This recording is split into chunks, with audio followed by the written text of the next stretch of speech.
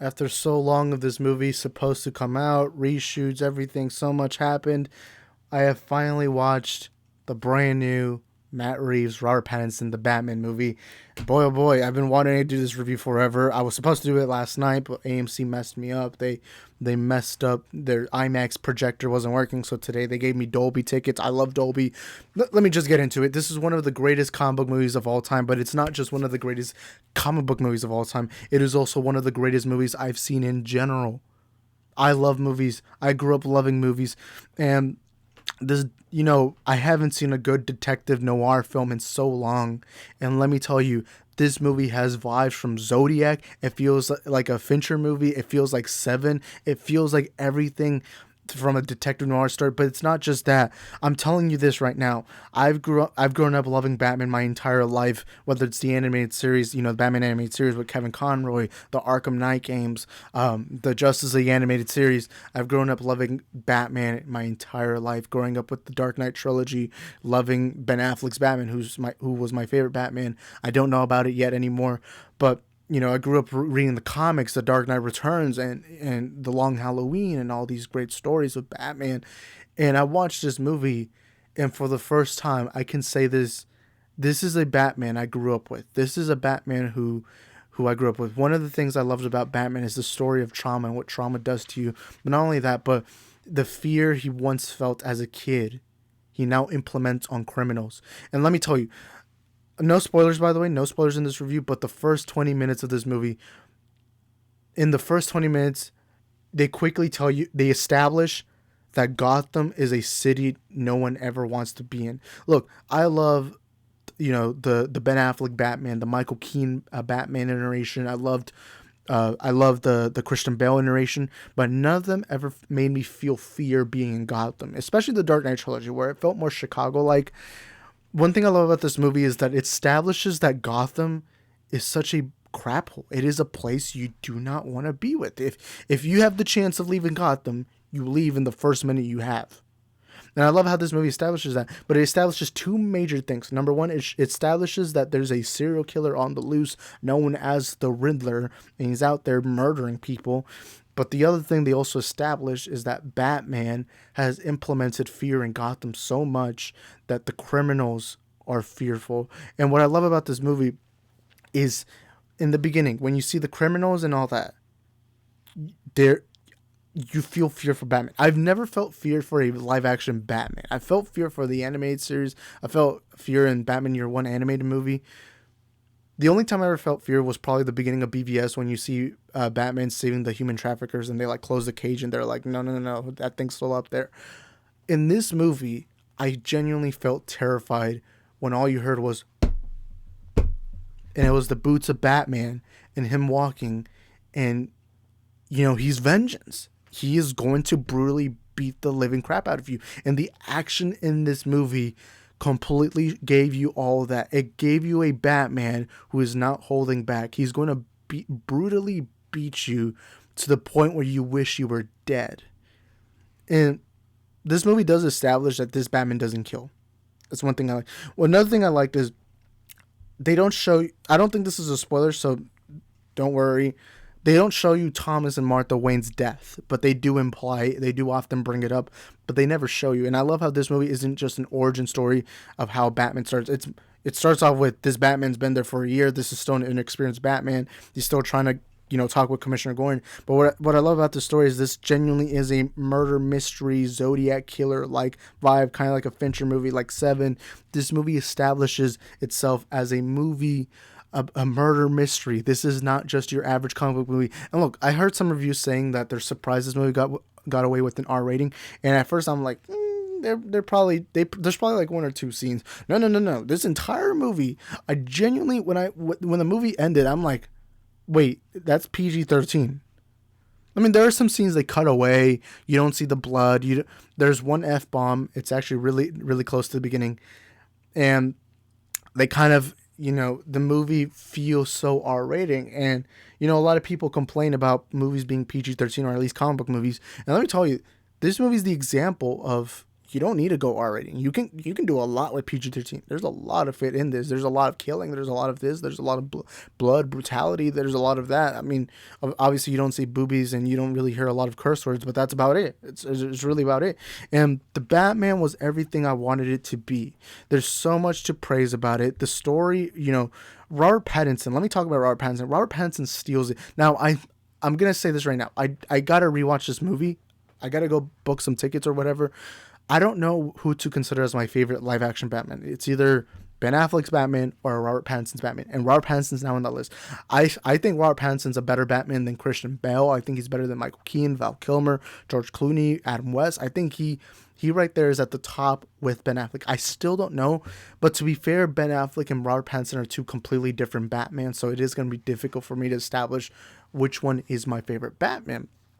And Robert Pattinson's acting. So the truth. Let me say one thing. The truth is, this you rarely see Bruce Wayne. This is a Bruce Wayne who's yet to learn that he has a legacy. He has a story. He needs to be a symbol to Gotham.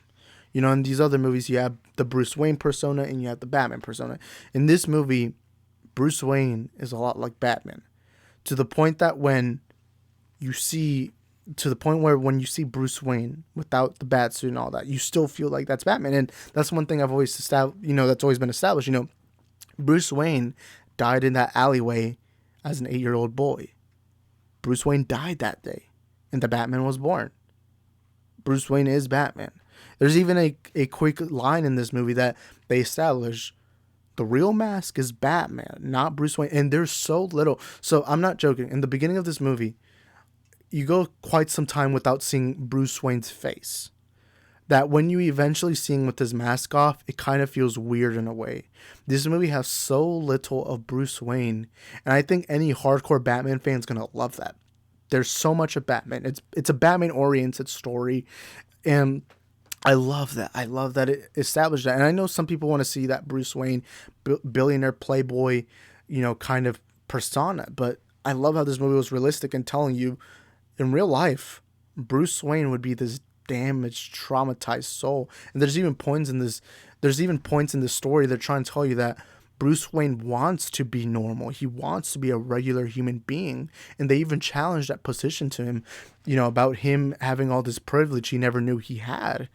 And you see when he talks to people, he's this traumatized soul who genuinely looks like he just doesn't want to talk to people besides Alfred.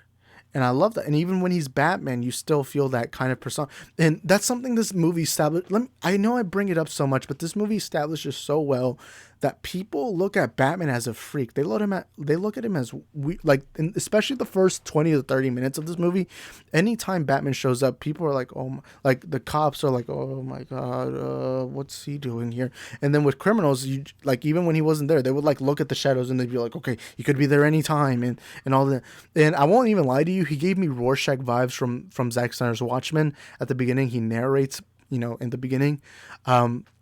And I love that. I love that this Batman it struck fear to me, and I'm just a general audience that knows this is fiction. I know Robert Pattinson really isn't Batman, and I love that so much. The story, Zoe Kravitz as Catwoman, great. I sympathize with her. I love that. There isn't too much to say, but she's great. Jeffrey Wright as Commissioner Gordon. I love that you see the relationship of Jeffrey Wright's Commissioner Gordon with Batman, him still learning to trust him. You have all this, and I love this unraveling the mystery of the corruption in Gotham, and I love that, this Zodiac Killer vibe, trying to figure out who is the Riddler and all that. But let me talk about Riddler too. Paul Dano. This is straight out of a Jigsaw movie. This is straight out of the horror movie.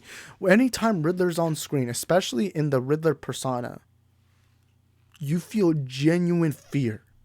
The music they play, the scores they play, the Michael Giacchino score is amazing with all Riddler, Catwoman, Batman, all those. And Riddler in this movie is so insanely scary that there are moments where you think this could happen in real life. And Riddler, Paul Dano, look, I first came to know Paul Dano with There Will Be Blood, which I still think Daniel Day-Lewis gave us the greatest performance in There Will Be Blood. But besides Daniel Day-Lewis, Paul Dano was freaking stunning in that movie. He was the second best actor in that film.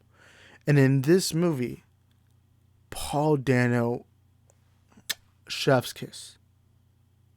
When Martin Scorsese said comic book movies aren't cinema, somebody send him a copy of this movie. Someone buy him tickets to this movie. Look at Paul Dano's acting and tell me that's not cinema. There's a specific scene, so you see in the trailers. Now, I'm not going to tell you why they're here and what are they doing, but there's a scene where Riddler's in prison, or he's like in prison, and he's talking to Batman. I'm not going to say why he's there, why they're doing that, but that scene, that is one of the greatest Batman villain scenes ever. I don't think it's as good as the interrogation scene in The Dark Knight, when Joker and Batman are like fighting. But I'll tell you, it's probably the closest we've ever gone. This is one of the greatest Batman villain interrogations. I'll even say Zack Snyder's Justice League is still my favorite movie of all time. But this scene with Riddler and Batman, with both of them talking about their philosophies and all that, this scene is far better than that Nightmare Timeline scene where Batman and Joker are talking. And I love Jared Leto's Joker, and I love Ben Affleck's Batman. And I still don't know which Batman I prefer, Ben Affleck or Robert Pattinson. But dude, they play the Nirvana song, I think twice. What's it called? Something in the Way. At both times they use it. They use it in two different ways, but both times they use it is beautifully done. Let me talk about the cinematography. The cinematography in this movie, every shot in this movie, I could hang up as a poster. And you know me, I love collecting posters. Look at the background, man. There's a lot of posters I got here. Every shot in this movie felt like I could put in a poster. Every single one.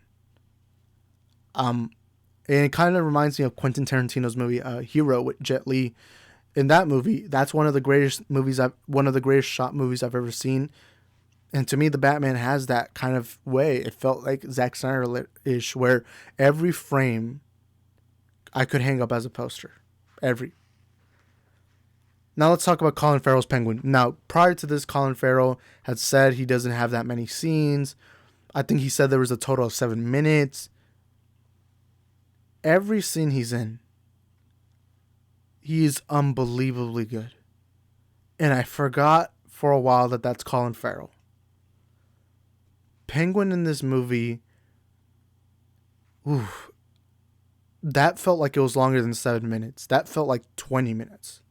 And that's how good he was. And it's kind of his origin story, his rise to power too. And that's something I like about this part. It shows you Penguin as this intimidating bad guy, but still isn't a threat to Batman just yet. Penguin in this movie, my golly. Colin, I gotta see him in a sequel. I gotta see him in more.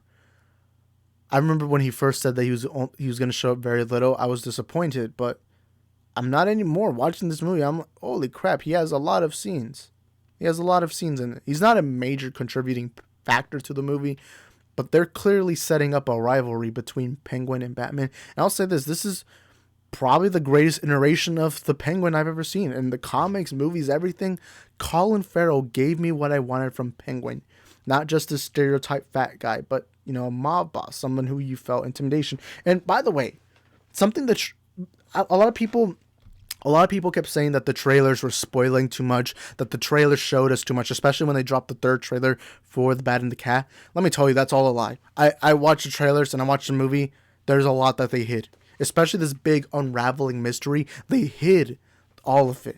They hid so much of it that I actually rewatched the trailer not long ago, and I'm watching it and I'm like, holy crap, they hit a lot. And not only that, but there's a lot of scenes in the trailer that are so changed different from their format. Like, there are some lines of dialogue spoken in different parts that it feels like they intentionally tried to throw you away in the trailers, that it didn't like the trailers manipulate you in a way. They give you the story that you're expecting, a detective noir story of Batman trying to follow these riddles, but they completely manipulate you in all of it. But one manipulation is, in the trailers, in all of it, I think there's only like 1 second of Falcone. Falcone is a major part of this movie. I'm watching it and I'm like, holy crap, Falcone is in this movie a lot. He is the prime mob boss, and I love the story that's connected to him. And that's something I like. This mystery involves everyone. Everyone involved in this movie is some way a part of it. And Falcone is part of it, but Falcone is a major part in this movie. I felt like when the guy who they chose, great actor, he felt like a genuine Italian mob boss. And what I loved about him is he was imposing. You felt every second. I'll admit there's a little, I'm not going to say what it is, but there's a moment of him that I did think was a little silly and dumb. I'll talk about it in the spoiler discussion on Monday. We're going to be doing a spoiler discussion on Monday, and I'll tell you what my little problem was with Falcone, but everything else was fantastic. The score, the story, the theme, everything. Now let's talk about the runtime. I think the runtime is approximately 2 hours and 55 minutes, so it's practically 3 hours. Some people are saying it's too slow. Some people are saying some scenes needed to be cut out. I'm going to tell you this right now. Every minute was worth it. Every second of this movie was worth it. Every shot of this movie was worth it. Every time, every moment in this movie was worth it. And every second I watch this movie, I don't want any scene deleted. And to me, the 3 hours, or approximately 3 hours, justified. It was justified. Every single second of this movie was fantastic. And I love that. And so I don't want any scenes deleted. I don't think the movie needed to be cut down shorter. I think the movie was perfect. The runtime it had, the story it was trying to tell. Now, the movie does feel long. Even though I love the movie, I'll say it did feel long. But it also felt necessarily long. Like, I'll tell you this right now. When I watch the Snyder Cut, it never feels long. I've seen that movie so many times. I don't even know how many times I've seen it. But that movie, to me, that movie never felt like it was too long. It always felt like it had the runtime it deserved. When I'm watching the Batman, you feel the runtime. There are moments where you're like, oh crap, we've been here for quite some time. But even with that being said, every second felt important. Everything felt important. And somebody asked me, they're like, hey, what scene would you cut out? And this is with someone who's seen the movie. And I told them I wouldn't cut out anything. Not a single frame or at all. But everything was so great. Commissioner Gordon again was great. The story was great. Now, let me go into the criticisms I have. Now, I really don't have anything, so bear with me. I don't like... So, there's this cameo. There's this teaser to something. By the way, there's no post-credit, but there's this little nice addition at the very end. But there's this scene near the end where you get a little cameo and teaser of something. Now, I'm not going to say what it is. That scene, and you're going to get it when you go to the movie, you're going to get what I'm talking about. But for the people who aren't watching, I'm not going to tell you what it is. I don't want to ruin that experience. That scene was the only part of this movie I would say should have been cut out. And it was only like a minute or so. And you see something. It's like a teaser to something. I'll admit that scene felt so out of place. It felt like it was just added on last second, and it felt like it threw me off for a while, actually. I remember I was watching it, I'm like, really? Okay. Now let's talk about the third act. Now the first two acts are great, they're amazing, but you see a lot of people criticizing that the third act was unnecessary, overly long. I'll tell you this right now, I didn't feel that at all. Now I'll admit the first two acts are far stronger acts than the third one. But the third act is still great. And I'm not going to say what happens, but the third act was fantastic to me. I think it lived up to what it should have been. I don't think it's as good as the first two acts. I actually don't even think it's as good as the Dark Knight's final act. And I don't think it's as good as Ben vs. Superman's third act. But it's a great third act. But I'll still admit the first two acts are far better acts. But we see a lot of scenes in the Iceberg Lounge. I'll admit those scenes are beautifully shot. I love those scenes. I love it all. And the unraveling of the mystery was just so fantastic. But I also love that, the connection, all of that. You see Riddler's motivation makes sense. He wants to unravel the corruption. He wants to expose the corruption. Now, let me get into some nitpicks. There are some moments in this movie that some of the riddles felt so confusing that I remember leaving the theater. I'm like, I still don't get what that was, and I'm not gonna say what it is, but there are certain moments that do feel like, what? Wait, what happened? What's going on? What? Why? What? Why? And there are certain moments like that. But regardless, to me, it felt like it made sense because Batman's the world's greatest detective, and I'm just some ordinary Joe who watches like 20 movies per month. I don't know. And so I do think that also matched the aesthetic. It matched that feeling that Batman's that intelligent. And there's riddles. I like how there are riddles that take a while to solve. And even when there's like a couple of investigation scenes and you see Batman's already looking at areas that the police have yet to look at. I love those scenes because it shows you that Batman's one step ahead of everyone. I love that. And there's a lot of scenes of that. There's scenes where Batman solves riddles really quickly. There are some riddles that Batman, it takes him very long to solve, but there are also riddles that he solves really quickly. And I love how it gives you this mix and match of Batman's the world's greatest detective, and he's this intelligent guy who can unravel almost any riddle. But Riddler's also a very intelligent guy who can have riddles that are very complicated. And Batman, I think, this isn't a spoiler, but Batman solves, I think, every riddle that he finds. He does have help from Catwoman, Commissioner Gordon, but for the most part, it's Batman that solves them. And I don't know yet if he's my favorite Batman, but I'll tell you this: he's definitely the smartest Batman we've gotten. He's smarter than Christopher Nolan's take. He's smarter than the Zack Snyder Ben Affleck take. He's smarter than every Batman we've had. He's probably the most brutal one too. I mean, except for the fact that Ben Affleck kills in his movies. The no kill rule, I love. They don't really. So this movie doesn't really go on too long about the no kill rule. There's a certain scene I love where they do establish this Batman's very against killing. He doesn't even want to hold a gun. There's even this quick little joke where Commissioner Gordon holds a gun and Batman's like, no guns. And Commissioner Gordon's like, huh, you do what you want, but this is my way. And I love that. I love that. And there are certain scenes. Now, I'll tell you this right now. If you go the first hour in this movie, let's say you take a friend and he's never read a Batman comic, he's never watched a Batman movie. It would probably be hard for him to tell that Batman doesn't kill, but within the next hour or so, then he'll figure it out because there is a scene that establishes that. And I love that. I will admit, we see very little of Alfred in the movie. Alfred's not in this movie a lot, but there are scenes I love. There's a specific scene I love. But I'll admit, even though I don't know if I like this movie more than Dark Knight, I don't even know if I like it more than Batman vs Superman. I don't know. It's still tough. I'm gonna have to rewatch it. This is definitely one of the greatest Batman movies I've ever seen. It's a perfect Batman story. I love Robert Pattinson. To me, he is probably the best Batman, tied with Ben Affleck. But one thing I will admit is the Alfred Bruce relationship isn't all that good in this movie. They tease it. They show you a little bit. They try to tell you what it is, but ultimately, I still prefer the Jeremy Irons Ben Affleck relationship. I also prefer the Michael Caine Christian Bale version. I do think this Alfred is. It's not that I didn't like that. Every time they were on screen together, it was great.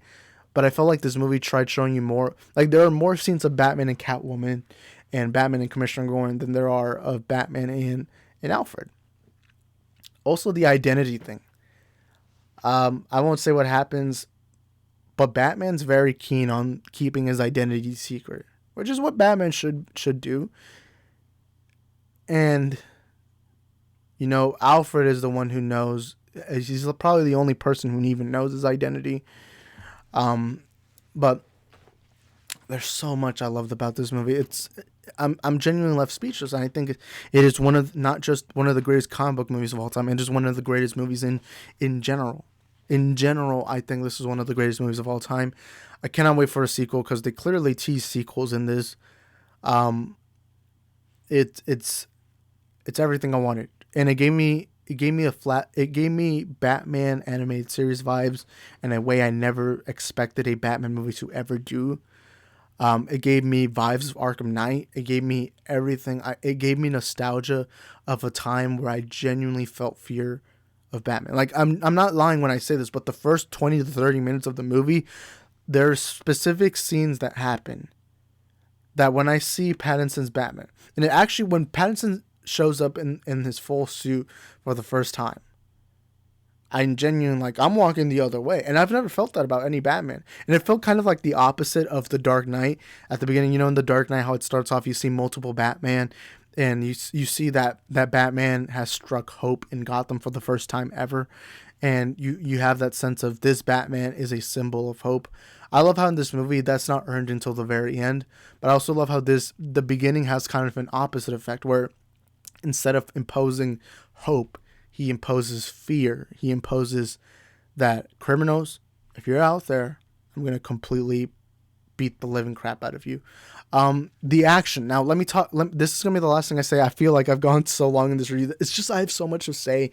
But the action in this movie. Now, I won't even lie to you. All the action scenes are in the trailer. This movie focuses more on the detective noir elements, which I love. The action scenes are tremendously well done in every punch. Now, in the Dark Knight trilogy, one of my criticisms was the action in the Dark Knight trilogy isn't very good. The punching, the movement, everything felt so fake. But in this one, you hear it. It's so visceral. It feels like when you hear a punch, it feels like somebody's jaw is genuinely being broken at that moment. Ben Affleck is close to this with the warehouse fight. You see the scene, when he's punching down, I'm Vengeance. That one's so cool. I love it. But this movie doesn't have a lot of action. Now, let me. This is gonna be the last thing I talk about. But that car chase scene with Penguin, they kept promoting it. They kept showing it. That car chase scene is far better in the movie. Like, people said, "Oh, I feel like they spoiled so much in that trailer about the car chase scene." That car chase scene is so much better in the movie. It's the first time Batman turns on his Batmobile in that movie. You hear like this loud boom, boom, boom, boom, and you hear, and I genuinely was like, I had my jaw was on the floor. I'm genuinely like, what the heck? He's gonna murder some fools. That's what I'm thinking. I'm thinking, oh my God, I do not ever want to get near the Batmobile. If I'm ever stuck in traffic and I see a Batmobile chasing me, nah, I give up. You do whatever you want to me. I'm giving up. I'm not even going to put up a fight. And that's what the Batmobile felt like. And that chase scene was so great. And again, Colin Farrell as Penguin. I don't remember if this is confirmed or not, but there's rumors saying that there's going to be a Colin Farrell Penguin HBO Max spinoff. I'm telling you this right now. I'm watching it the first day. I didn't even feel like that when I watched Peacemaker. Like with Suicide Squad, we already knew Peacemaker was going to be a series. I didn't even feel that way. But with the Penguin, no, I'm all in from the beginning. You tell me about the Penguin series, I'm there day one. I don't care if they drop the episode at 2 a.m., 3 a.m. I'm setting up an alarm just to watch the Penguin series. Because it genuinely, that's how great Colin Farrell was in this movie. And to me, everything was so... I could go on. This is probably the longest review I've ever done. And people are probably going to think it's fun. I don't know. But this is one of the greatest movies I've ever seen. One of the greatest comic book movies I've ever seen. It is not the greatest, and I think that's safe to say already. I don't know if this movie is as good as The Dark. I think it's at the same level as The Dark Knight. I forgot to say this, but Riddler is probably the first ever comic book villain that I thought came close to Heath Ledger's Joker. To me, Heath Ledger's Joker is the greatest comic book villain of all time. And there's been great villains that we've seen in the past, show up. You had Lex Luthor in Batman vs Superman. You had General Zod. You had a lot of great villains. Thanos, Darkseid, Steppenwolf, all these great villains. But to me, the Riddler is the closest we'll ever get. I don't think he's as good, and I think that's safe to say, at least for me. Even though I'm planning on rewatching this movie multiple times, I think to me it is safe to say that I don't think Riddler is as good as Heath Ledger's Joker. But I'll tell you, he gives him competition. He's the second best part of this movie besides Robert Pattinson's Batman. And that's something the Dark Knight trilogy didn't have. To me, the Dark Knight trilogy, when I think about the Dark Knight, I think about Joker. And I love Christian Bale, don't get me wrong, but to me, Joker outshines him in his own movie. With this one, I feel kind of the opposite effect, where it's like, Robert Pattinson is what shines to me. And I think every scene in this movie, I don't know, I'm trying to remember, but I believe I think except for like one scene, everything is with Pattinson's Batman, except for like one scene. Even that scene, he's still there, but you just don't get his perspective.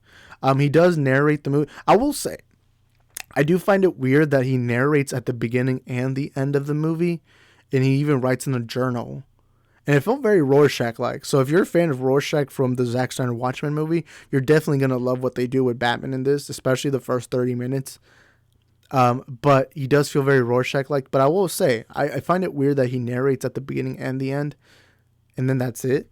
Like, they don't continue with that. They're just like, oh, I guess he narrates this a little bit, and then that's it.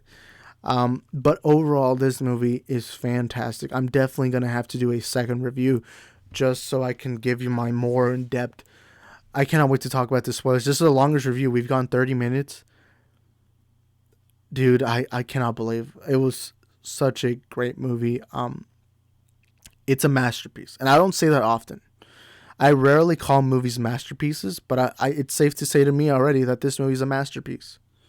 There are very, very few nitpicks I have with it, but that's a good thing to hear, at least from my perspective. But anyways, that's going to be it for my review. Sorry if I took so long. Sorry if this is a long review. Sorry if I went too much in detail. I didn't spoil anything. That's something I can remember. I did not spoil anything in this review, so don't complain I didn't spoil it. But let me know in the comment sections, what are your thoughts on my reaction? Did you like my reaction? Did you like my review? Or are you going to go watch it? And if you're going to go watch it, please put this video on like watch later or like, and then come back and, let me know what you guys think about the movie after you're done. Let's say you watch it Friday, you come back to this video and you let me know in the comments, what did you think? I would like to know. And if you've seen it already, let me know in the comments. I freaking love this movie. I love it. Now, I cannot wait for Monday because we're going to go in depth in spoilers live that night at 7 p.m. Central Standard Time. So be on the lookout for that.